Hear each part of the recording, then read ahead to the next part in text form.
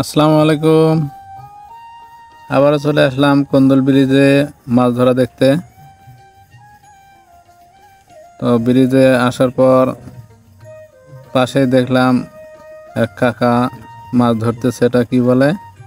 খরা, আমাদের এলাকায় খরা বলে। তো কাকাকে বললাম একটু তুলে দেখান। খরাটা উঠায় দেখাচ্ছে, আপনারাও দেখুন। অবশ্যই সম্পূর্ণ ভিডিও দেখবেন, ভালো লাগবে। সুন্দর সুন্দর মাছ আছে এই ভিডিওতে।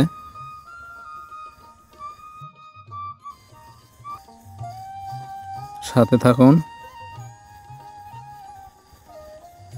দেখুন খরা উঠানো হচ্ছে।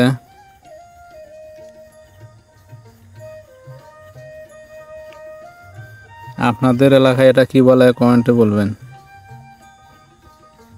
দেখুন কত সুন্দর মাছ। এখন তো বেশি পানি নেই, ছোট মাছ। আজকে অবশ্য অল্প সময়ের জন্য আসছি।